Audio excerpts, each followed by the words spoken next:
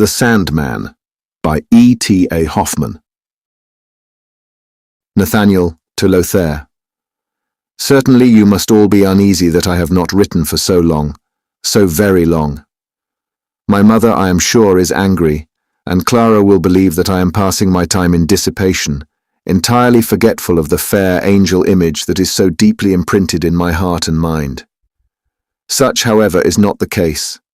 Daily and hourly I think of you all, and in my sweet dreams the kindly form of my lovely Clara passes before me, and smiles upon me with her bright eyes, as she was wont when I appeared among you.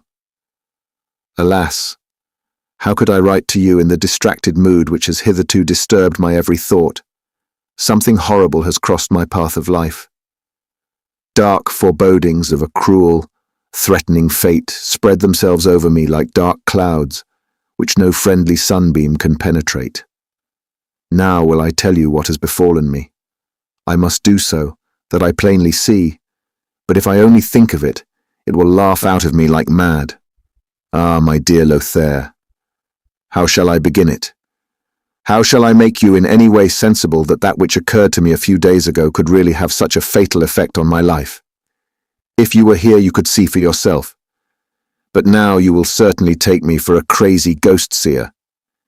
In a word, the horrible thing which happened to me, and the painful impression of which I in vain endeavour to escape, is nothing more than this: that some days ago, namely on the 30th of October, at 12 o'clock at noon, a barometer dealer came into my room and offered me his wares.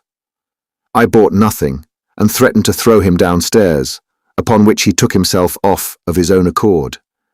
You suspect that only relations of the most peculiar kind, and exerting the greatest influence over my life, can give any import to this occurrence. Nay, that the person of that unlucky dealer must have a hostile effect upon me. So it is indeed. I collect myself with all my might, that patiently and quietly I may tell you so much of my early youth, as will bring all plainly and clearly in bright images before your active mind. As I am about to begin, I fancy that I hear you laughing, and Clara saying, "Childish stories indeed. Laugh at me, I beseech you. Laugh with all your heart." But heavens, my hair stands on end, and it seems as if I'm asking you to laugh at me, in mad despair, as Franz Moore asked Daniel. But to my story. Excepting at dinner time, I and my brothers and sisters saw my father very little during the day. He was, perhaps, busily engaged at his ordinary occupation. After supper, which, according to the old custom, was served up at 7 o'clock, we all went with my mother into my father's workroom and seated ourselves at the round table. My father smoked tobacco and drank a large glass of beer. Often he told us a number of wonderful stories and grew so warm over them that his pipe continually went out. I had to light it again, with burning paper, which I thought great sport. Often, too, he would give us picture books, and sit in his armchair silent and thoughtful, puffing out such thick clouds of smoke that we all seemed to be swimming in the clouds. On such evenings as these, my mother was very melancholy, and immediately the clock struck 9, she would say, "Now, children, to bed, to bed. The Sandman is coming, I can see." And certainly on all these occasions I heard something with a heavy, slow step go bouncing up the stairs, that I thought must be the Sandman. Once that dull noise and footstep were particularly fearful, and I asked my mother while she took us away, "Eh, Mamma, who is this naughty Sandman, who always drives us away from Papa? What does he look like?" "There is no Sandman, dear child," replied my mother. "When I say the Sandman comes, I only mean that you are sleepy and cannot keep your eyes open, just as if sand had been sprinkled into them." This answer of my mother's did not satisfy me. Nay, in my childish mind the thought soon matured itself that she only denied the existence of the Sandman to hinder us from being terrified at him. Certainly I always heard him coming up the stairs. Full of curiosity to hear more of this Sandman and his particular connection with children, I at last asked the old woman who tended my youngest sister what sort of man he was.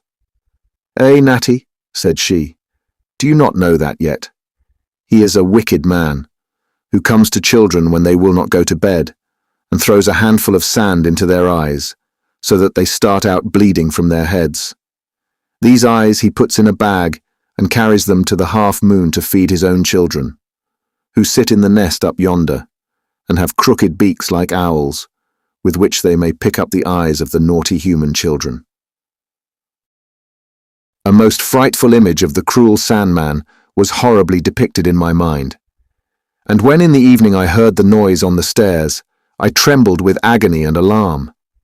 My mother could get nothing out of me, but the cry of the Sandman, which was stuttered forth through my tears. I then ran into the bedroom, where the frightful apparition of the Sandman terrified me during the whole night.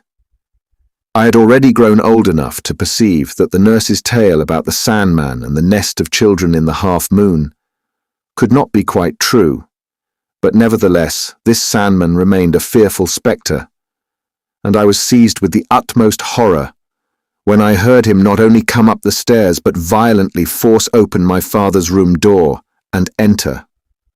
Sometimes he stayed away for a long period, but oftener his visits were in close succession.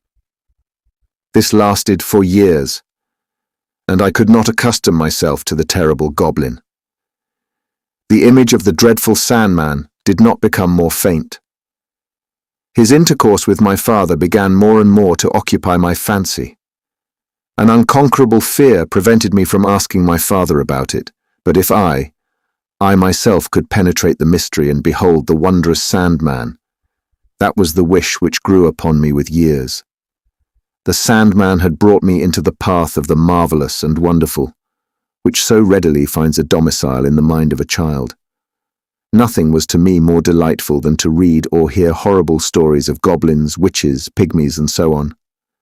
But above them all stood the Sandman, whom, in the oddest and most frightful shapes, I was always drawing with chalk or charcoal on the tables, cupboards, and walls.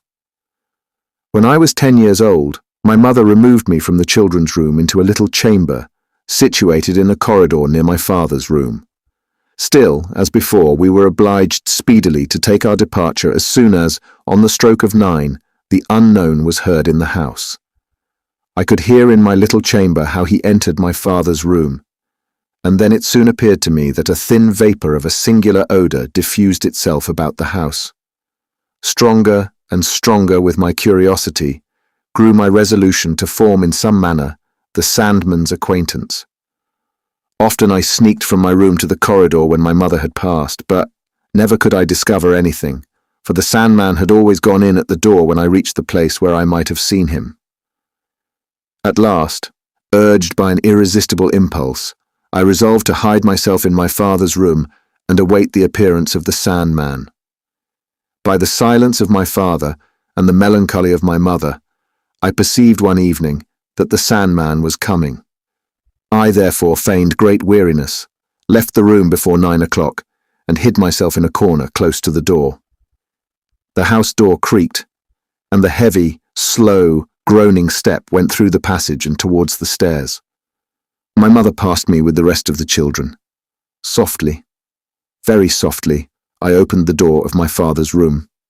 He sat as usual, stiff and silent, with his back turned to the door. He did not perceive me, and I swiftly darted into the room and behind the curtain drawn before an open press, which stood close to the door, and in which my father's clothes were hanging. The steps sounded nearer and nearer. There was a strange coughing and scraping and murmuring without. My heart trembled with anxiety and expectation. A sharp step close, very close to the door, a smart stroke on the latch, and the door was opened with a rattling noise. Screwing up my courage with all my might, I cautiously peeped out. The Sandman was standing before my father in the middle of the room. The light of the candles shone full upon his face. The Sandman, the fearful Sandman, was the old advocate Coppelius, who had often dined with us. But the most hideous form could not have inspired me with deeper horror than this very Coppelius. Imagine a large, broad-shouldered man, with a head disproportionately big A face, the colour of yellow ochre. A pair of grey, bushy eyebrows, from beneath which a pair of green cat's eyes sparkled with the most penetrating lustre, and with a large nose curved over his upper lip. His wry mouth was often twisted into a malicious laugh when a couple of dark red spots appeared upon his cheeks, and a strange hissing sound was heard through his compressed teeth. Coppelius always appeared in an ashen grey coat, cut in old-fashioned style, with a waistcoat and breeches of the same colour, while his stockings were black and his shoes adorned with buckles set with precious stones. The little peruke scarcely reached further than the crown of his head. The curls stood high above his large red ears, and a broad hair bag projected stiffly from his neck, so that the silver buckle which fastened his folded cravat might be plainly seen. The whole figure was hideous and repulsive, but most disgusting to us children were his coarse, brown, hairy fists. Indeed, we did not like to eat what he had touched with them. This he had remarked, and it was his delight, under some pretext or other, to touch a piece of cake, or some nice fruit, that our kind mother might privately have put in our plate, in order that we, with tears in our eyes, might, from disgust and abhorrence, no longer be able to enjoy the treat intended for us. He acted in the same manner on holidays, when my father gave us a little glass of sweet wine. Then would he swiftly draw his fist over it, or perhaps he would even raise the glass to his blue lips and laugh most devilishly, when we could only express our indignation by soft sobs. He always called us the little beasts. We dared not utter a sound when he was present, and we heartily cursed the ugly, unkind man, who deliberately marred our slightest pleasures. My mother seemed to hate the repulsive Coppelius as much as we did, since as soon as he showed himself her liveliness, her free and cheerful mind was changed into a gloomy solemnity. My father conducted himself towards him, as though he was a superior being, whose bad manners were to be tolerated, and who was to be kept in good humour at any rate. He need only give the slightest hint, and the favourite dishes were cooked, and the choicest wine served. When I now saw this Coppelius, the frightful and terrific thought took possession of my soul, that indeed no one but he could be the Sandman. But the Sandman was no longer that bugbear of a nurse's tale, who provided the owl's nest in the half-moon with children's eyes. No, he was a hideous spectral monster, who, wherever he appeared, brought with him grief, want, and destruction, temporal and eternal. I was riveted to the spot as if enchanted. At the risk of being discovered, and as I plainly foresaw of being severely punished, I remained, with my head peeping through the curtain. My father received Coppelius with solemnity. "Now, to our work!" cried the latter with a harsh, grating voice, as he flung off his coat. My father silently and gloomily drew off his nightgown, and both attired themselves in long black frocks. Whence they took these I did not see. My father opened the door of what I had always thought to be a cupboard, but I now saw that it was no cupboard, but rather a black hollow, in which there was a little hearth. Coppelius entered, and a blue flame began to crackle up on the hearth. All sorts of strange utensils lay around. Heavens! As my old father now stooped down to the fire, he looked quite another man. A frightful, convulsive pain seemed to have distorted his mild, reverend features into a hideous, repulsive, diabolical countenance. He looked like Coppelius. The latter was brandishing red-hot tongs, and with them taking shining masses busily out of the thick smoke, which he afterwards hammered. It seemed to me as if I saw human faces around without any eyes, but with deep holes instead. "Eyes here, eyes!" said Coppelius in a dull, roaring voice. Overcome by the wildest terror, I shrieked out and fell from my hiding place upon the floor. Coppelius seized me and, showing his teeth, bleated out, "Ah, little wretch! Little wretch!" Then, dragging me up, he flung me on the hearth where the fire began to singe my hair. "Now we have eyes enough. A pretty pair of child's eyes." Thus whispered Coppelius, and taking out of the flame some red-hot grains with his fists. He was about to sprinkle them in my eyes. My father upon this raised his hands in supplication and cried, "Master, master, leave my Nathaniel his eyes." Coppelius uttered a yelling laugh and said, "Well, let the lad have his eyes and cry his share in the world, but we will examine the mechanism of his hands and feet." And then he seized me so forcibly that my joints cracked and screwed off my hands and feet, and then put them on again, one here and the other there. "Everything is not right here. As good as it was, the old one has understood it." So did Coppelius say in a hissing, lisping tone, but all around me became black and dark. A sudden cramp darted through my bones and nerves, and I lost all feeling. A gentle, warm breath passed over my face. I woke as out of a sleep of death. My mother had been stooping over me. "Is the Sandman yet there?" I stammered. "No, no, my dear child. He has gone away long ago. He will not hurt you." So said my mother, and she kissed and embraced her recovered darling. Why should I weary you, my dear Lothair? Why should I be so diffuse with details when I have so much more to tell? Suffice it to say that I had been discovered while watching and ill-used by Coppelius. Agony and terror had brought on delirium and fever, of which I lay sick for several weeks. "Is the Sandman still there?" That was my first sensible word and the sign of my amendment, my recovery. I can now only tell you the most frightful moment in my juvenile years. Then you will be convinced that it is no fault of my eyes that all to me seems colourless, but that a dark fatality has actually suspended over my life a gloomy veil of clouds, which I shall perhaps only tear away in death. Coppelius was no more to be seen. It was said he had left the town. About a year might have elapsed when, according to the old custom, we sat at the round table. My father was very cheerful and told much that was entertaining about his travels in his youth. When, as the clock struck 9, we heard the house door creak on the hinges, and slow steps, heavy as iron, groaned through the passage and up the stairs. "That is Coppelius," said my mother, turning pale. "Yes, that is Coppelius," repeated my father with a faint, broken voice. The tears started from my mother's eyes. "But father, father," she cried, "must it be so?" "He comes to me for the last time, I promise you," was the answer. "Only go now. Go with the children. Go to bed. Good night."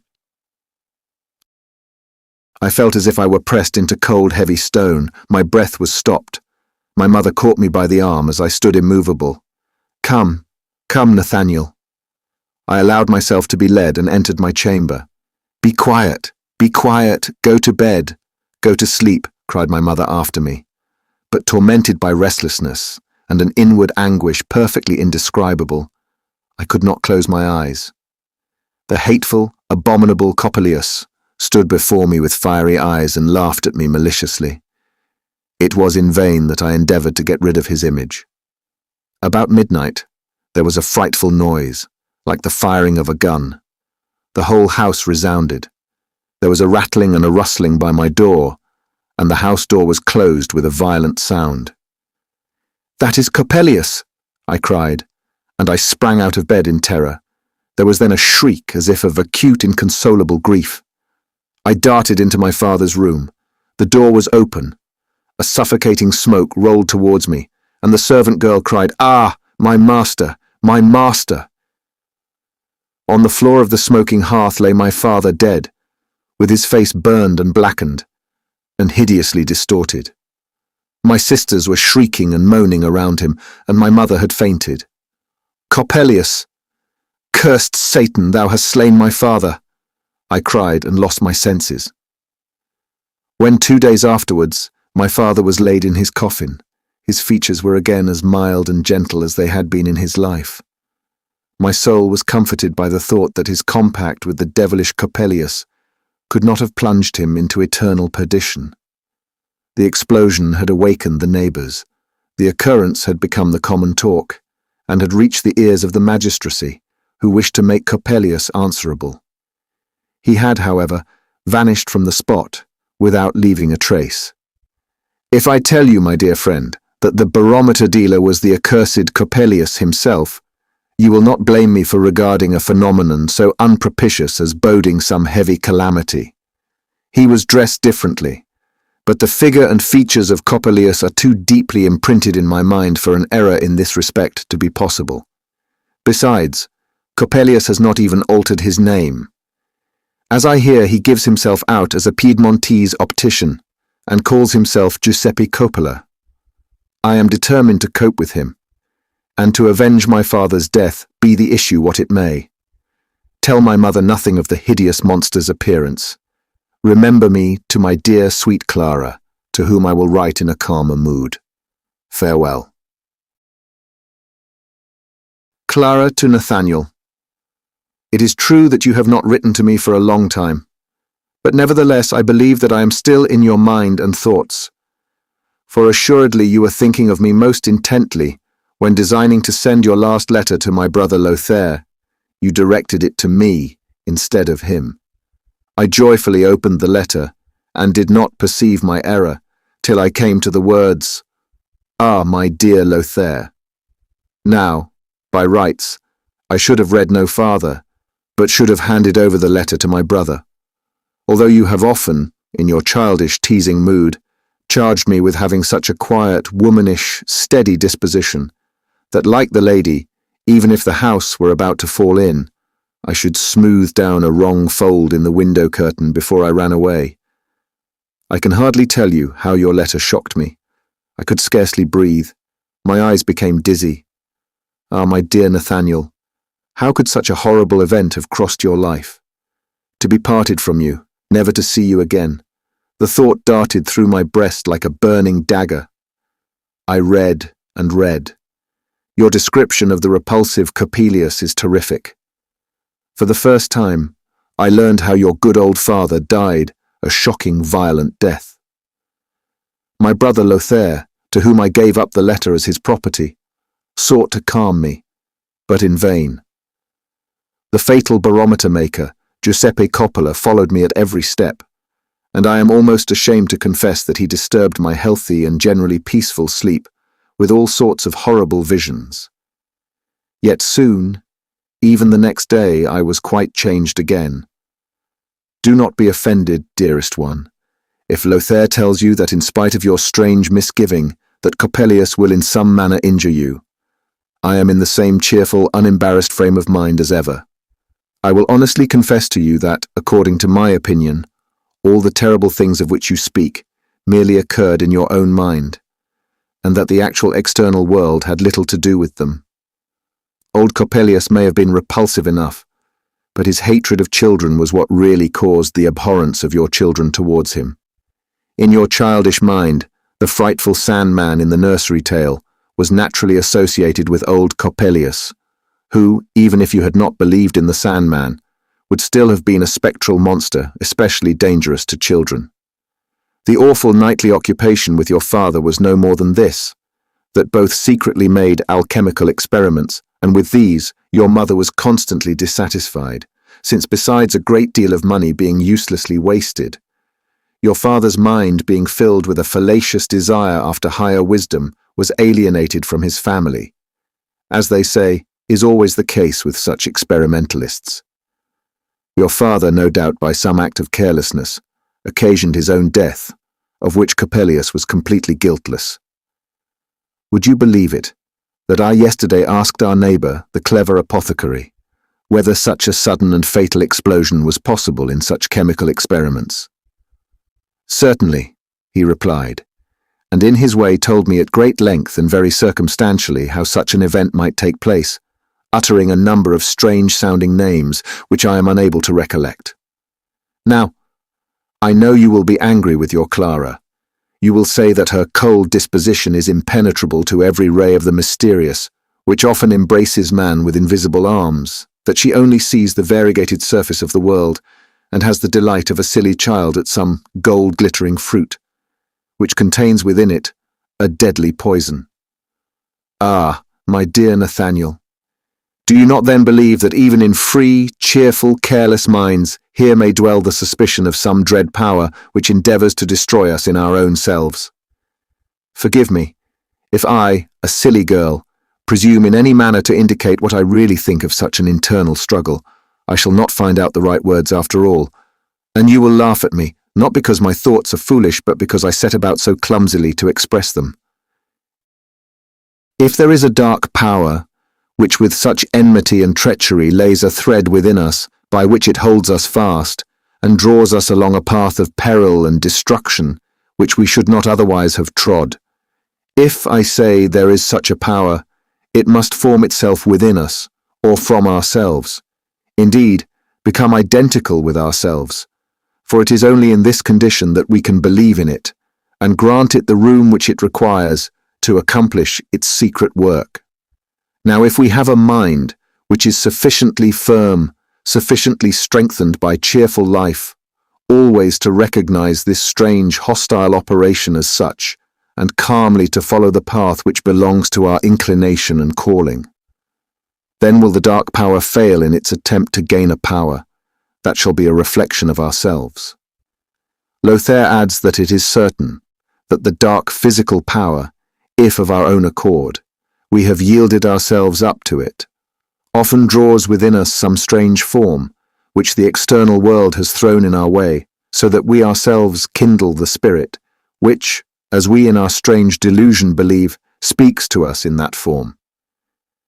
It is the phantom of our own selves, the close relationship with which, and its deep operation on our mind casts us into hell, or transports us into heaven.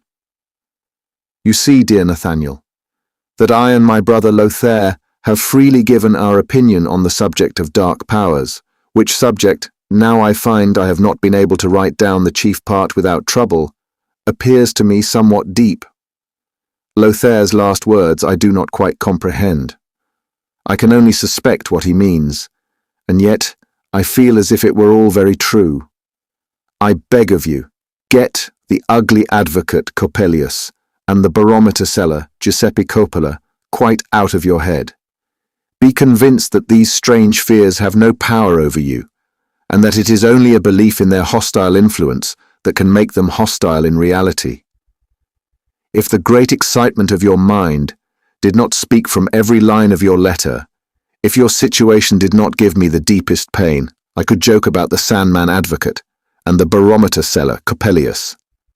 Be cheerful. I have determined to appear before you as your guardian spirit, and if the ugly Coppelius takes it in his head to annoy you in your dreams, to scare him away with loud peals of laughter, I'm not a bit afraid of him, nor of his disgusting hands. He shall neither spoil my sweetmeats as an advocate, nor my eyes as a Sandman. Ever yours, my dear Nathaniel. Nathaniel to Lothair. I am very sorry that in consequence of the error occasioned by my wandering state of mind, Clara broke open the letter intended for you and read it. She has written me a very profound philosophical epistle, in which she proves at great length that Coppelius and Coppola only exist in my own mind and are phantoms of myself, which will be dissipated directly I recognize them as such. Indeed, one could not believe that the mind which often peers out of those bright, smiling, childish eyes, like a sweet, charming dream, could define with such intelligence, in such a professor-like manner. She appeals to you. You, it seems, have been talking about me. I suppose you read her logical lectures, that she may learn to divide and sift everything acutely.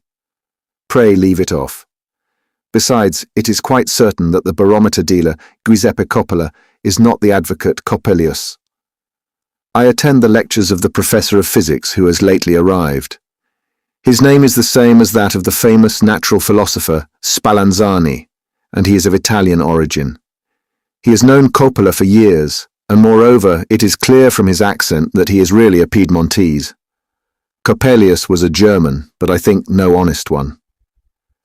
Calmed I am not, and though you and Clara may consider me a gloomy visionary, I cannot get rid of the impression which the accursed face of Coppelius makes upon me. I am glad that Coppola has left the town, as Spallanzani says. This professor is a strange fellow.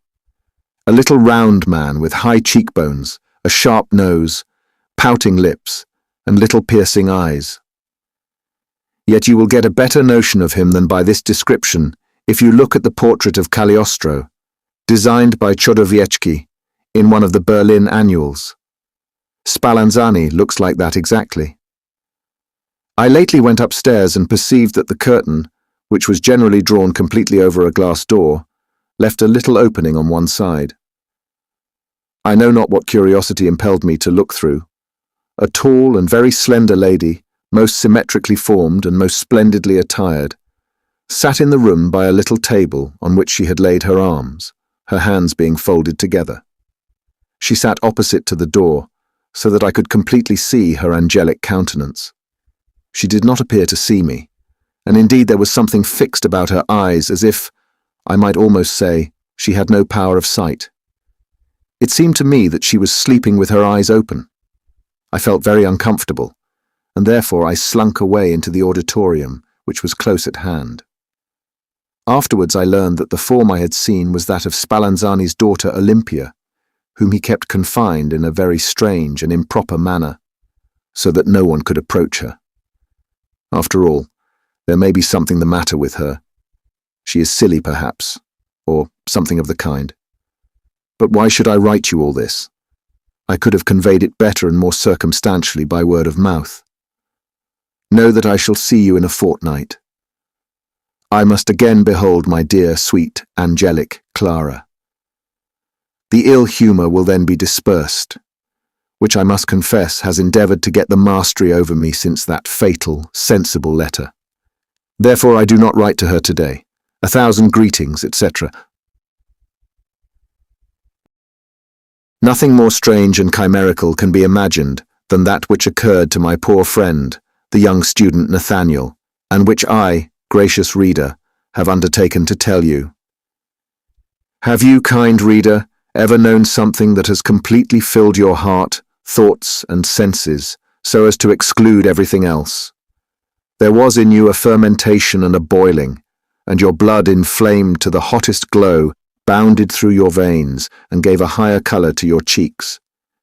Your glance was so strange, as if you wished to perceive, in empty space, forms which to no other eyes are visible, and your speech flowed away into dark sighs.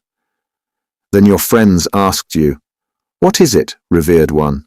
What is the matter, dear one?" And now you wish to express the internal picture with all its glowing tints, with all its light and shade, and laboured hard to find words only to begin. You thought that in the very first word you ought to crowd together all the wonderful, noble, horrible, comical, frightful things that had happened so that it might strike all the hearers at once like an electric shock. But every word, everything that is in the form of speech, appeared to you colourless, cold, and dead. You hunt and stutter and stammer, and the sober questions of your friends dart like icy breezes upon your internal fire until it is ready to go out.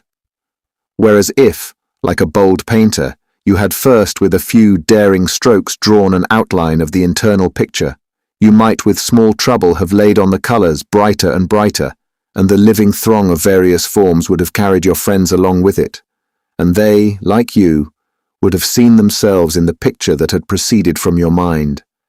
Now I must confess to you, kind reader, that no one has really asked me for the history of the young Nathaniel, but you know well enough that I belong to the queer race of authors who, if they have anything in their mind, such as I have just described, feel as if everyone who comes near them, and indeed perhaps the whole world besides, is asking them, "What is it then? Tell it, my dear friend." Thus was I forcibly compelled to tell you of the momentous life of Nathaniel. The singularity and marvellousness of the story filled my entire soul. But for that very reason, and because, my reader, I had to make you equally inclined to endure oddity, which is no small matter, I tormented myself to begin the history of Nathaniel in a manner as inspiring, original, and striking as possible. Once upon a time, the beautiful beginning of every tale was too tame. In the little provincial town of S lived, was somewhat better, as it at least prepared for the climax. Or should I dart at once medias in res with "Go to the devil!" cried the student Nathaniel with rage and horror in his wild looks when the barometer seller Giuseppe Coppola. I had indeed already written this down, when I fancied that in the wild looks of the student Nathaniel I could detect something ludicrous, whereas the story is not comical at all. No form of language suggested itself to my mind, which even in the slightest degree seemed to reflect the colouring of the internal picture. I resolved that I would not begin it at all. So take, gentle reader, the 3 letters, which friend Lothair was good enough to give me, as the sketch of the picture which I shall endeavour to colour more and more as I proceed in my narrative. Perhaps, like a good portrait painter, I may succeed in catching many a form in such a manner that you will find it is a likeness without having the original, and feel as if you had often seen the person with your own corporeal eyes. Perchance, dear reader, you will then believe that nothing is stranger and madder than actual life, and that this is all that the poet can conceive, as it were in the dull reflection of a dimly polished mirror. In order that that which it is necessary in the first place to know may be made clearer, we must add to these letters the circumstance that shortly after the death of Nathaniel's father, Clara and Lothair, the children of a distant relative who had likewise died and left them orphans, were taken by Nathaniel's mother to her own home. Clara and Nathaniel formed a strong attachment for each other, and no one in the world having any objection to make, they were betrothed when Nathaniel left the place to pursue his studies in G. He is, according to the date of his last letter, hearing the lectures of the celebrated professor of physics, Spallanzani. Now I could proceed in my story with confidence. But at this moment Clara's image stands so plainly before me that I cannot look another way, as indeed was always the case when she gazed at me with one of her lively smiles. Clara could not by any means be reckoned beautiful. That was the opinion of all who are competent judges of beauty by their calling. Nevertheless, the architects praised the exact symmetry of her frame, and the painters considered her neck, shoulders and bosom almost too chastely formed. But then, they all fell in love with her wondrous Magdalen hair, and above everything prated about Batoniche colouring. One of them, a most fantastical fellow, singularly compared Clara's eyes to a lake by Ruysdael, in which the pure azure of a cloudless sky, the wood and flowery field, the whole cheerful life of the rich landscape are reflected. Poets and composers went still further. "What is a lake? What is a mirror?" said they. "Can we look upon the girl without wondrous, heavenly songs and tunes flashing towards us from her glances and penetrating our inmost soul, so that all there is awakened and stirred? If even then we sing nothing that is really sensible, there is not much in us, and that we can feelingly read in the delicate smile which plays on Clara's lips, when we presume to tinkle something before her, which is to pass for a song, although it is only a confused jumble of tones." So it was. Clara had the vivid fancy of a cheerful, unembarrassed child, a deep, tender, feminine disposition, an acute, clever understanding. The misty dreams had but a bad chance with her since, though she did not talk, as indeed talking would have been altogether repugnant to her tacit nature, her bright glance and her firm, ironical smile would say to them, "Good friends, how can you imagine that I shall take your fleeting shadowy images for real forms with life and motion?" On this account, Clara was censured by many as cold, unfeeling, and prosaic, while others, who conceived life in its clear depth, greatly loved the feeling. A cute, childlike girl, but none so much as Nathaniel, whose perception in art and science was clear and strong. Clara was attached to her lover with all her soul, and when he parted from her, the first cloud passed over her life. With what transport did she rush into his arms when, as he had promised in his last letter to Lothair, he had actually returned to his native town and entered his mother's room. Nathaniel's expectations were completely fulfilled, for directly he saw Clara, he thought neither of the advocate Coppelius nor of her sensible letter. All gloomy forebodings had gone. However, Nathaniel was quite right when he wrote to his friend Lothair that the form of the repulsive barometer seller, Coppola, had had a most hostile effect on his life. All felt, even in the first days, that Nathaniel had undergone a thorough change in his whole temperament. He sank into a gloomy reverie and conducted himself in a strange manner that had never been known in him before. Everything, his whole life, had become to him a dream and a foreboding, and he was always saying that every man, although he might think himself free, only served for the cruel sport of dark powers. These he said it was vain to resist, and man must patiently resign himself to his fate. He went even so far as to say that it is foolish to think that we do anything in art and science according to our own self-acting will, for the inspiration which alone enables us to produce anything does not proceed from within ourselves, but is the effect of a higher principle without. To the clear-headed Clara, this mysticism was in the highest degree repugnant, but contradiction appeared to be useless.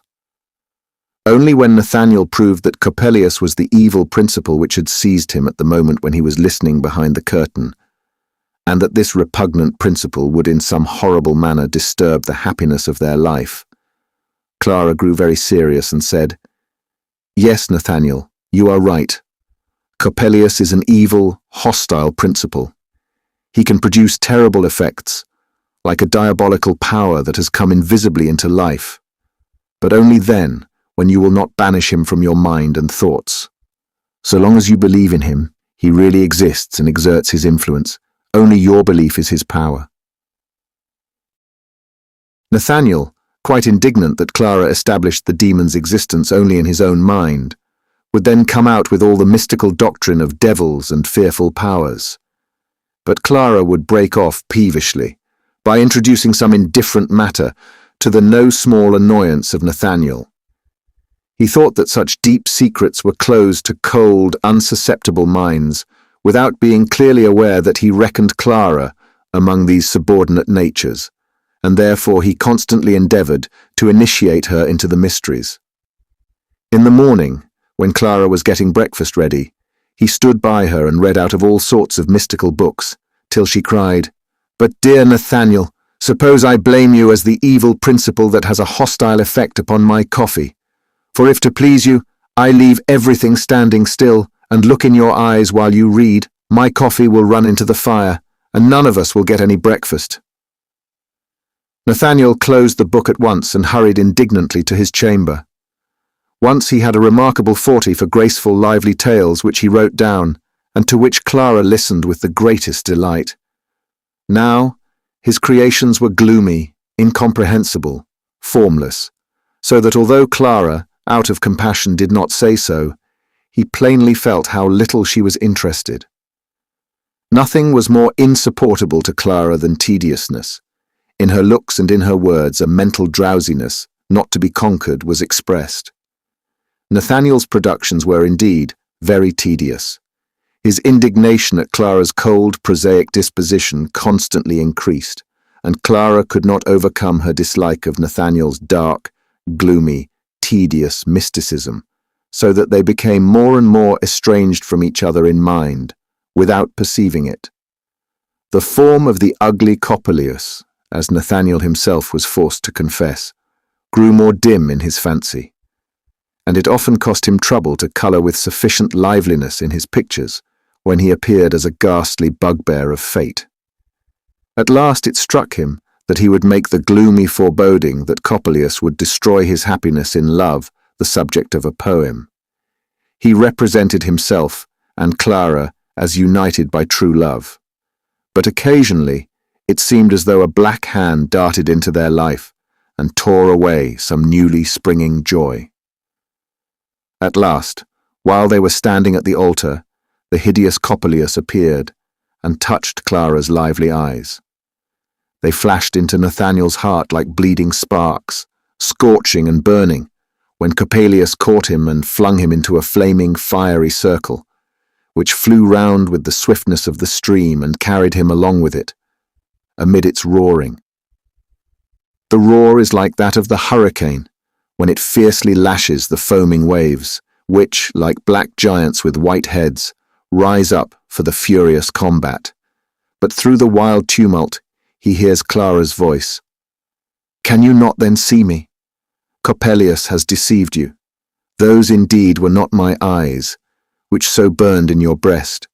They were glowing drops of your own heart's blood. I have my eyes still, only look at them." Nathaniel reflects. That is Clara, and I am hers forever. Then it seems to him as though thought forcibly entered the fiery circle, which stands still while the noise dully ceases in the dark abyss. Nathaniel looks into Clara's eyes. But it is only death that, with Clara's eyes, kindly looks on him. While Nathaniel composed this poem, he was very calm and collected. He polished and improved every line, and having subjected himself to the fetters of metre, he did not rest till all was correct and melodious. When at last he had finished and read the poem aloud to himself, a wild horror seized him, and he cried out, "Whose horrible voice is that?" Soon, however, the whole appeared to him a very successful work, and he felt that it must inflame Clara's cold temperament, although he did not clearly consider for what Clara was to be excited, nor what purpose it would answer to torment her with the frightful images which threatened a horrible destiny, destructive to their love. Both of them, that is to say Nathaniel and Clara, were sitting in their mother's little garden. Clara very cheerful, because Nathaniel, during the 3 days in which he had been writing his poem, had not teased her with his dreams and his forebodings. Even Nathaniel spoke livelily and joyfully about pleasant matters, as he used to do formerly, so that Clara said, "Now for the first time I have you again. Do you not see that we have driven away the ugly Coppelius?" Then it first struck Nathaniel that he had in his pocket the poem, which he had intended to read. He at once drew the sheets out and began, while Clara, expecting something tedious as usual, resigned herself and began quietly to knit. But as the dark cloud rose ever blacker and blacker, she let the stocking fall and looked full into his face. He was carried along unceasingly by his poem. An internal fire deeply reddened his cheeks. Tears flowed from his eyes. At last, when he had concluded, he groaned in a state of utter exhaustion, and catching Clara's hand, sighed forth, as if melted into the most inconsolable grief. "Oh, Clara! Clara!" Clara pressed him gently to her bosom, and said softly, but very solemnly and sincerely, "Nathaniel, dearest Nathaniel, do throw that mad, senseless, insane stuff into the fire." Upon this Nathaniel sprang up enraged, and thrusting Clara from him, cried, "Thou inanimate, accursed automaton!" He ran off. Clara, deeply offended, shed bitter tears, and sobbed aloud, "Ah, he has never loved me, for he does not understand me." Lothair entered the arbour. Clara was obliged to tell him all that had occurred. He loved his sister with all his soul, and every word of her complaint fell like a spark of fire into his heart, so that the indignation which he had long harboured against the visionary Nathaniel now broke out into the wildest rage. He ran to Nathaniel and reproached him for his senseless conduct towards his beloved sister in hard words, which the infuriated Nathaniel retorted in the same style. The appellation of fantastical mad fool was answered by that of miserable commonplace fellow. A duel was inevitable. They agreed on the following morning, according to the academical custom of the place, to fight with sharp rapiers behind the garden. Silently and gloomily they slunk about. Clara had overheard the violent dispute, and seeing the fencing master bring the rapiers at dawn, guessed what was to occur. Having reached the place of combat, Lothair and Nathaniel had in gloomy silence flung off their coats, and with the fierce desire of fighting in their flaming eyes were about to fall upon one another, when Clara rushed through the garden door. Sobbing, she cried aloud, "Ye wild, cruel men, strike me down before you attack each other, for how shall I live longer in the world if my lover murders my brother, or my brother murders my lover?" Lothair lowered his weapon and looked in silence on the ground. But in Nathaniel's heart, amid the most poignant sorrow, revived all the love for the beautiful Clara, which he had felt in the best days of his happy youth. The weapon fell from his hand. He threw himself at Clara's feet.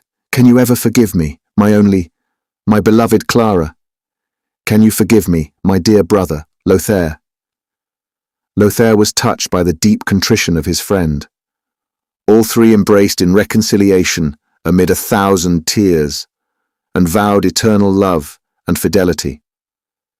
Nathaniel felt as though a heavy burden which pressed him to the ground had been rolled away, as though by resisting the dark power which held him fast, he had saved his whole being, which had been threatened with annihilation.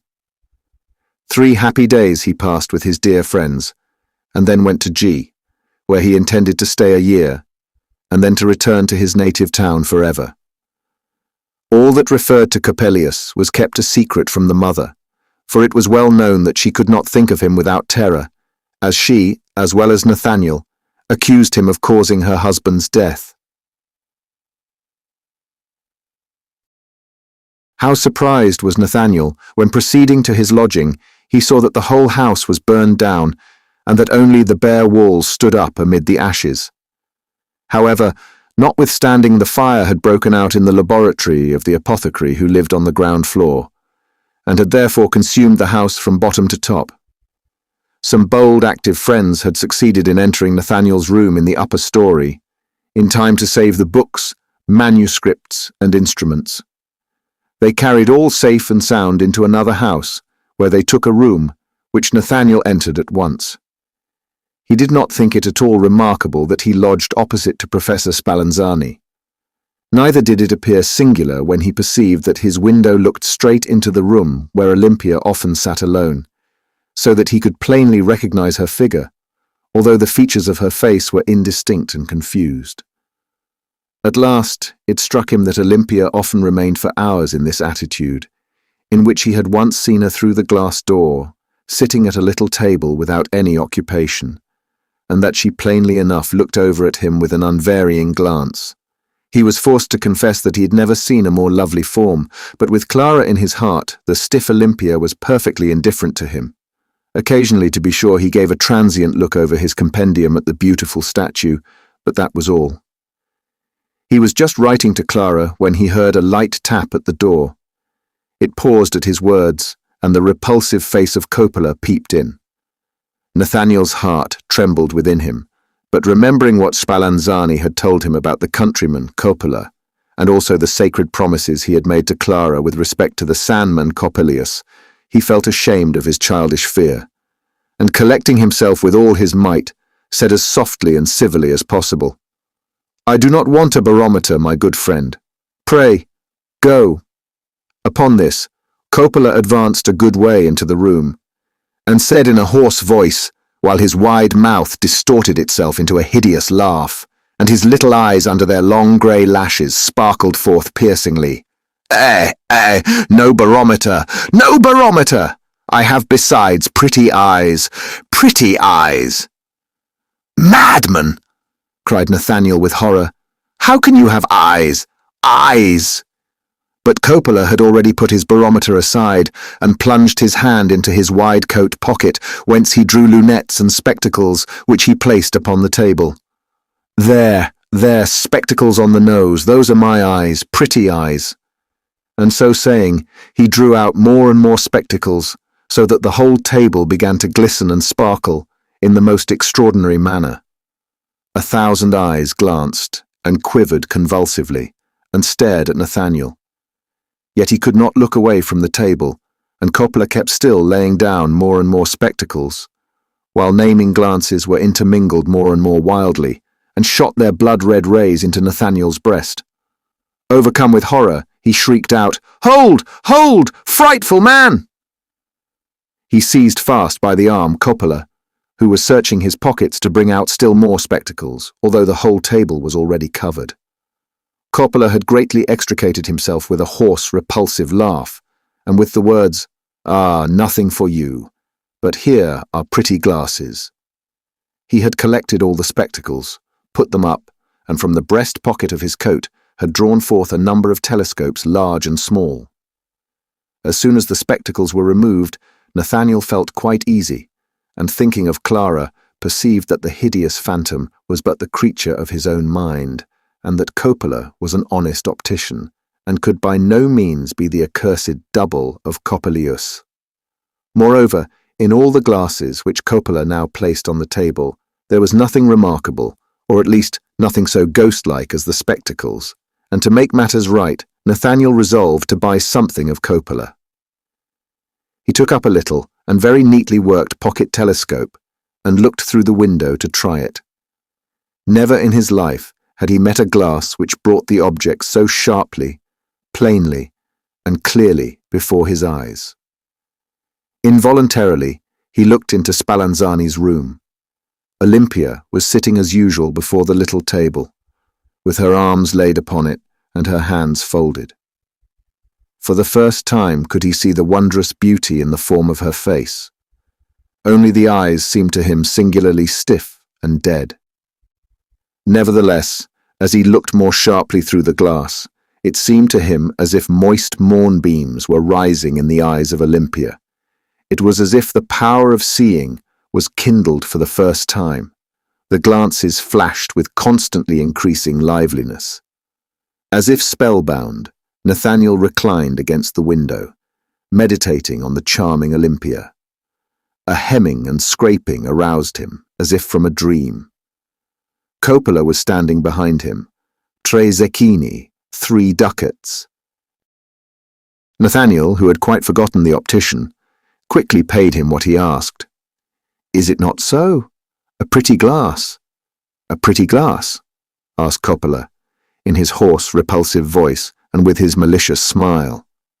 "Yes, yes," replied Nathaniel peevishly. "Goodbye, friend." Coppola left the room, not without casting many strange glances at Nathaniel. He heard him laugh loudly on the stairs. "Ah," thought Nathaniel, "he is laughing at me, because no doubt I have paid him too much for this little glass." While he softly uttered these words, it seemed as if a deep, deadly sigh was sounding fearfully through the room, and his breath was stopped by inward anguish. He perceived, however, that it was himself that had sighed. "Clara," he said to himself, "is right in taking me for a senseless dreamer. But it is pure madness, nay, more than madness, that the stupid thought that I've paid Coppola too much for the glass pains me even so strangely. I cannot see the cause." He now sat down to finish his letter to Clara, but a glance through the window convinced him that Olympia was still sitting there, and he instantly sprang out as if impelled by an irresistible power, seized Coppola's glass, and could not tear himself from the seductive view of Olympia, till his friend and brother Sigismund called him to go to Professor Spallanzani's lecture. The curtain was drawn close before the fatal room, and he could neither perceive Olympia now nor during the 2 following days, although he scarcely ever left the window, and constantly looked through Coppola's glass. On the 3rd day the windows were completely covered. Quite in despair, and impelled by a burning wish, he ran out of the town gate. Olympia's form floated before him in the air, stepped forth from the bushes, and peeped at him with large, beaming eyes from the clear brook. Clara's image had completely vanished from his mind. He thought of nothing but Olympia, and complained aloud and in a murmuring tone, "Ah, thou noble, sublime star of my love, hast thou only risen upon me to vanish immediately, and leave me in dark, hopeless night?" When he was retiring to his lodging, he perceived that there was a great bustle in Spallanzani's house. The doors were wide open. All sorts of utensils were being carried in. The windows of the 1st floor were being taken out. Maidservants were going about sweeping and dusting with great hair brooms, and carpenters and upholsterers were knocking and hammering within. Nathaniel remained standing in the street in a state of perfect wonder when Sigismund came up to him, laughing, and said, "Now, what do you say to our old Spallanzani?" Nathaniel assured him that he could say nothing because he knew nothing about the professor, but on the contrary perceived with astonishment the mad proceedings in a house otherwise so quiet and gloomy. He then learnt from Sigismund that Spallanzani intended to give a grand festival on the following day, a concert and ball, and that half the university was invited. It was generally reported that Spallanzani, who had so long kept his daughter most painfully from every human eye, would now let her appear for the first time. Nathaniel found a card of invitation, and with heart beating highly, went at the appointed hour to the professor's, where the coaches were already rolling, and the lights were shining in the decorated saloons. The company was numerous and brilliant. Olympia appeared dressed with great richness and taste. Her beautifully turned face, her figure called for admiration. The somewhat strange bend of her back inwards, the wasp-like thinness of her waist, seemed to be produced by too tight lacing. In her step and deportment, there was something measured and stiff, which struck many as unpleasant, but it was ascribed to the constraint produced by the company. The concert began. Olympia played the piano with great dexterity and executed a bravura, with a voice, like the sound of a glass bell, clear and almost cutting. Nathaniel was quite enraptured. He stood in the hindermost row and could not perfectly recognize Olympia's features in the dazzling light. He, therefore, quite unperceived, took out Coppola's glass and looked towards the fair Olympia. Ah! Then he saw, with what a longing glance she looked towards him, how every tone first resolved itself plainly in the glance of love, which penetrated, in its glowing career, his inmost soul. The artistical roulades seemed to Nathaniel the exaltation of a mind illuminated with love, and when at last, after the cadence, the long trill sounded shrilly through the saloon, he felt as if grasped by glowing arms. He could no longer restrain himself, but with mingled pain and rapture shouted out, "Olympia!" All looked at him, and many laughed. The organist of the cathedral made a more gloomy face than usual, and simply said, "Well, well." The concert had finished, the ball began. To dance with her, that was the aim of all Nathaniel's wishes, of all his efforts. But how to gain courage to ask her, the queen of the festival? Nevertheless, he himself did not know how it happened. No sooner had the dancing begun than he was standing close to Olympia, who had not yet been asked to dance, and scarcely able to stammer out a few words, had seized her hand. The hand of Olympia was as cold as ice. He felt a horrible, deadly frost thrilling through him. He looked into her eye, that was beaming full of love and desire, and at the same time it seemed as though the pulse began to beat, and the stream of life to glow in the cold hand. And in the soul of Nathaniel, the joy of love rose still higher. He clasped the beautiful Olympia, and with her flew through the dance. He thought that his dancing was usually correct as to time, but the peculiar rhythmical steadiness with which Olympia moved, and which often put him completely out, soon showed him that his time was very defective. However, he would dance with no other lady, and would have liked to murder anyone who approached Olympia for the purpose of asking her. But this only happened twice, and to his astonishment, Olympia remained seated after every dance, when he lost no time in making her rise again. Had he been able to see any other object besides the fair Olympia, all sorts of unfortunate quarrels would have been inevitable, for the half-soft, scarcely suppressed laughter which arose among the young people in every corner was manifestly directed to Olympia, whom they pursued with very curious glances. One could not tell why. Heated by the dance and by the wine, of which he had freely partaken, Nathaniel had laid aside all his ordinary reserve. He sat by Olympia, with her hand in his, and highly inflamed and inspired, told his passion in words which no one understood, neither himself nor Olympia. Yet perhaps she did, for she looked immovably in his face, and sighed several times. "Ah, ah." Upon this, Nathaniel said, "O thou splendid, heavenly lady, thou ray from the promised land of love, thou deep soul, in which all my being is reflected, with much more stuff of the like kind, but Olympia merely went on sighing. Ah, ah. Professor Spallanzani occasionally passed the happy pair and smiled on them with a look of singular satisfaction. To Nathaniel, although he felt in quite another region, it seemed all at once as though Professor Spallanzani was growing considerably darker. He looked around, and to his no small horror, perceived that the 2 last candles in the empty saloon had burned down to their sockets and were just going out. Music and dancing had ceased long ago. "Separation! Separation!" he cried wildly, and in despair. He kissed Olympia's hand.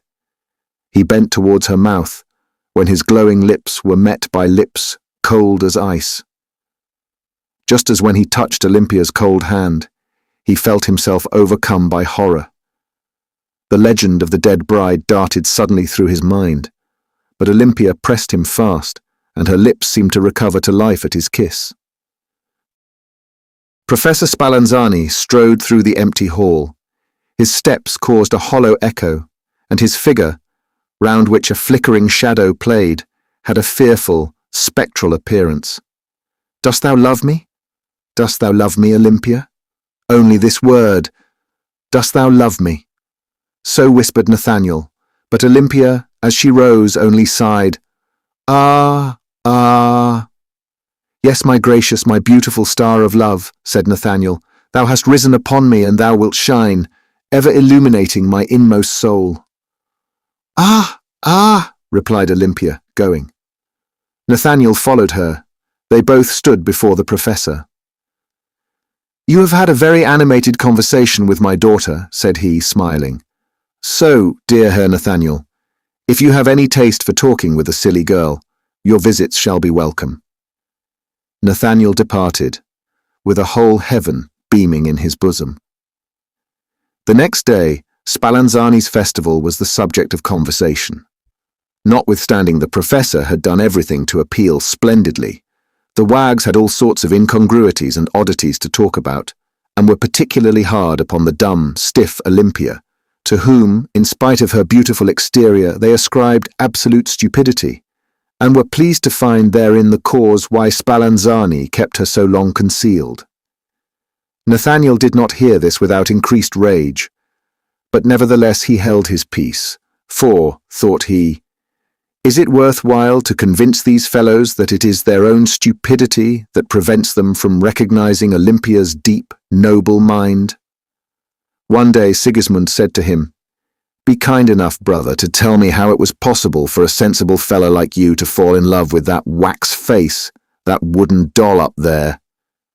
Nathaniel was about to fly out in a passion, but he quickly recollected himself and retorted, "Tell me, Sigismund, how it is that Olympia's heavenly charms could escape your glance, which generally perceives everything so clearly, your active senses. But for that very reason, heaven be thanked, I have not you for my rival. Otherwise one of us must have fallen a bleeding corpse." Sigismund plainly perceived his friend's condition, so he skillfully gave the conversation a turn and added, after observing that in love affairs there was no disputing about the object, "Nevertheless, it is strange that many of us think much the same about Olympia. To us, pray do not take it ill, brother, she appears singularly stiff and soulless. Her shape is symmetrical, so is her face, that is true. She might pass for beautiful if her glance were not so utterly without a ray of life, without the power of seeing. Her pace is strangely measured. Every movement seems to depend on some wound-up clockwork. Her playing, her singing has the unpleasantly correct and spiritless measure of a singing machine, and the same may be said of her dancing. To us, this Olympia has been quite unpleasant. We wish to have nothing to do with her. It seems as if she acts like a living being, and yet has some strange peculiarity of her own." Nathaniel did not completely yield to the bitter feeling which was coming over him at these words of Sigismund. He mastered his indignation and merely said, with great earnestness, "Well may Olympia appear awful to you, cold prosaic man. Only to the poetical mind does the similarly organized develop itself. To me alone was her glance of love revealed, beaming through mind and thought, Only in the love of Olympia do I find myself again. It may not suit you that she does not indulge in idle chit-chat like other shallow minds. She utters few words, it is true, but these few words appear as genuine hieroglyphics of the inner world, full of love and deep knowledge of the spiritual life in contemplation of the eternal yonder. But you have no sense for all this, and my words are wasted on you. God preserve you, brother, said Sigismund very mildly, almost sorrowfully. But it seems to me that you are in an evil way. You may depend upon me if all— No, I will not say anything further. All of a sudden it seemed to Nathaniel as if the cold prosaic Sigismund meant very well towards him, and therefore he shook the proffered hand very heartily. Nathaniel had totally forgotten that there was in the world a Clara, whom he had once loved. His mother, Lothair, all had vanished from his memory. He lived only for Olympia, with whom he sat for hours every day, uttering strange, fantastical stuff about his love, about the sympathy that glowed to life, about the affinity of souls, to all of which Olympia listened with great devotion. From the very bottom of his desk, he drew out all that he had ever written: poems, fantasies, visions, romances, tales. This stock was daily increased with all sorts of extravagant sonnets, stanzas and canzone, and he read all to Olympia for hours in succession without fatigue. Never had he known such an admirable listener. She neither embroidered nor knitted. She never looked out of the window. She fed no favourite bird. She played neither with a lapdog nor a pet cat. She did not twist a slip of paper, nor anything else in her hand. She was not obliged to suppress a yawn by a gentle forced cough. In short, she sat for hours, looking straight into her lover's eyes without stirring, and her glance became more and more lively and animated. Only when Nathaniel rose at last and kissed her hand and also her lips, she said, "Ah, adding, "Good night, dearest." "Oh, deep, noble mind," cried Nathaniel in his own room. By thee, dear one, am I fully comprehended." He trembled with inward transport when he considered the wonderful accordance that was revealed more and more every day in his own mind and that of Olympia, for it seemed to him as if Olympia had spoken concerning him and his poetical talent out of the depths of his own mind, as if the voice had actually sounded from within himself. That must indeed have been the case, for Olympia never uttered any words whatever beyond those which have been already mentioned. Even when Nathaniel, in clear and sober moments, as for instance, when he had just woken in the morning, remembered Olympia's utter passivity and her paucity and scarcity of words, he said, "Words, words. The glance of her heavenly eye speaks more than any language here below. Can a child of heaven adapt herself to the narrow circle which a miserable earthly necessity has drawn?" Professor Spallanzani appeared highly delighted at the intimacy of his daughter with Nathaniel. To the latter he gave the most unequivocal signs of approbation, and when Nathaniel ventured at last to hint at a union with Olympia, he smiled with his white face and thought he would leave his daughter a free choice in the matter. Encouraged by these words, and with burning passion in his heart, Nathaniel resolved to implore Olympia on the very next day that she would say directly, in plain words, that which her kind glance had told him long ago, namely, that she loved him. He sought the ring which his mother had given him at parting, that he might give it to Olympia as a symbol of his devotion, of his life, which budded forth and bloomed with her alone. Clara's letters and Lothair's came into his hands during the search, but he flung them aside indifferently, found the ring, put it up, and hastened over to Olympia. Already on the steps, in the hall, he heard a strange noise, which seemed to proceed from Spallanzani's room. There was a stamping, a clattering, a pushing, a hurling against the door, intermingled with curses and imprecations. Let go, rascal, scoundrel! Body and soul ventured in it? Ha ha ha, that I never will consent to. I made the eyes, I the clockwork, stupid blockhead with your clockwork, accursed dog of a bungling watchmaker, off with you. Satan, stop, pipe maker, infernal beast, hold begone, let go. These words were uttered by the voices of Spallanzani and the hideous Coppelius, who was thus raging and clamouring. Nathaniel rushed in, overcome by the most inexpressible anguish. The professor held a female figure fast by the shoulders, the Italian Coppola grasped it by the feet, and thus they were tugging and pulling, this way and that, contending for the possession of it with the utmost fury. Nathaniel started back with horror, when in the figure he recognized Olympia. Boiling with the wildest indignation, he was about to rescue his beloved from these infuriated men, but at that moment Coppola, turning himself with the force of a giant, wrenched the figure from the professor's hand, and then with the figure itself gave him a tremendous blow, which made him reel and fall backwards over the table, where vials, retorts, bottles, and glass cylinders were standing. All these were dashed to 1,000 shivers. Now Coppola flung the figure across his shoulders and, with frightful yelling laughter, dashed down the stairs, so that the feet of the figure, which dangled in the ugliest manner, rattled with a wooden sound on every step. Nathaniel stood paralyzed. He had seen but too plainly that Olympia's waxen, deadly pale countenance had no eyes, but black holes instead. She was, indeed, a lifeless doll. Spallanzani was writhing on the floor. The pieces of glass had cut his head, heart, and arms, and the blood was spurting up, as from so many fountains. But he soon collected all his strength. After him! After him! Why do you pause? Coppelius, Coppelius, has robbed me of my best automaton, a work of 20 years, body and soul set upon it, the clockwork, the speech, the walk, mine, the eyes stolen from you, the infernal rascal. After him, fetch Olympia, there you have the eyes.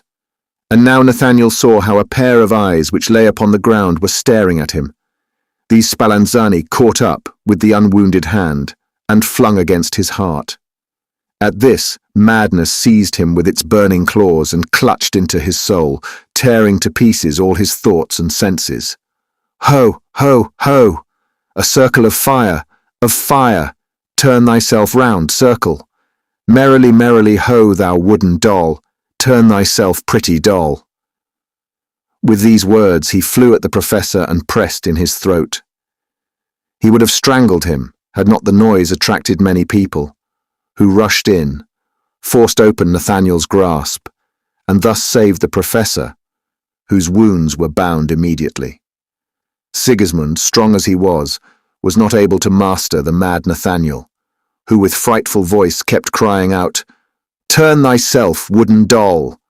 and struck around him with clenched fists. At last, the combined force of many succeeded in overcoming him, in flinging him to the ground and binding him. His words were merged into a hideous roar like that of a brute, and raging in this insane condition, he was taken to the madhouse. Before, gentle reader, I proceed to tell thee what more befell the unfortunate Nathaniel, I can tell thee, in case thou takest an interest in the skilful optician and automaton maker, Spallanzani, that he was completely healed of his wounds. He was, however, obliged to leave the university, because Nathaniel's story had created a sensation, and it was universally deemed an unpardonable imposition to smuggle wooden dolls instead of living persons into respectable tea parties, for such Olympia had visited with success. The lawyers called it a most subtle deception, and the more culpable inasmuch as he had planned it so artfully against the public that not a single soul, a few cunning students excepted, had detected it, although all now wished to play the acute and referred to various facts, which appeared to them suspicious. Nothing very clever was revealed in this way. For instance, could it strike anyone as so very suspicious that Olympia, according to the expression of an elegant tea-ite, had, contrary to all usage, sneezed oftener than she had yawned? The former, remarked this elegant person, was the self-winding up of the concealed clockwork, which had, moreover, creaked audibly, and so on. The professor of poetry and eloquence took a pinch of snuff, clapped first the lid of his box, cleared his throat, and said solemnly, "Ladies and gentlemen, do you not perceive how the whole affair lies? It is all an allegory, a continued metaphor. You understand me? Sapienti sat." But many were not satisfied with this. The story of the automaton had struck deep root into their souls, and in fact, an abominable mistrust against human figures in general began to creep in. Many lovers, to be quite convinced that they were not enamored of wooden dolls, would request their mistress to sing and dance a little out of time, to embroider and knit, and play with their lapdogs while listening to reading, etc. And above all, not to listen merely, but also, sometimes to talk, in such a manner as presupposed actual thought and feeling. With many did the bond of love become firmer and more chaining, while others, on the contrary, slipped gently out of the noose. "One cannot really answer for this," said some. At tea parties, yawning prevailed to an incredible extent, and there was no sneezing at all, that all suspicion might be avoided. Spallanzani, as already stated, was obliged to decamp, to escape the criminal prosecution for fraudulently introducing an automaton into human society. Coppola had vanished also. Nathaniel awakened as from a heavy, frightful dream. He opened his eyes and felt an indescribable sensation of pleasure streaming through him, with soft, heavenly warmth. He was in bed in his own room, in his father's house. Clara was stooping over him, and Lothair and his mother were standing near. At last, O beloved Nathaniel, hast thou recovered from thy serious illness. Now thou art again mine." So spoke Clara from the very depth of her soul, and clasped Nathaniel in her arms. But with mingled sorrow and delight did the brightly glowing tears fall from his eyes, and he deeply groaned forth, my own Clara." Sigismund, who had faithfully remained with his friend in the hour of trouble, now entered. Nathaniel stretched out his hand to him. "And thou, faithful brother, hast not deserted me." Every trace of Nathaniel's madness had vanished, and he soon gained strength amid the care of his mother, his beloved, and his friends. Good fortune also had visited the house, for an old, penurious uncle, of whom nothing had been expected, had died, and had left the mother, besides considerable property, an estate in a pleasant spot near the town. Thither Nathaniel, with his Clara, whom he now thought of marrying, his mother, and Lothair, desired to go. Nathaniel had now grown milder and more docile than he had ever been, and he now understood for the first time the heavenly purity and the greatness of Clara's mind. No one, by the slightest hint, reminded him of the past. Only when Sigismund took leave of him, Nathaniel said, "Heavens, brother, I was in an evil way, but a good angel led me betimes to the path of light." Ah, that was Clara. Sigismund did not let him carry the discourse further, for fear that deeply wounding recollections might burst forth bright and flaming. It was about this time that the four happy persons thought of going to the estate. They were crossing, at noon, the streets of the city, where they had made several purchases, and the high steeple of the townhouse already cast its gigantic shadow over the marketplace. "Oh," said Clara, "let us ascend it once more, and look at the distant mountains." No sooner said than done. Nathaniel and Clara both ascended the steps.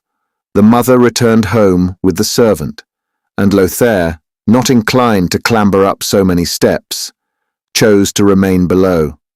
The two lovers stood arm in arm in the highest gallery of the tower, and looked down upon the misty forests, behind which the blue mountains were rising like a gigantic city. "Look there at that curious little grey bush, which actually seems as if it were striding towards us," said Clara. Nathaniel mechanically put his hand into his breast pocket. He found Coppola's telescope, and he looked on one side.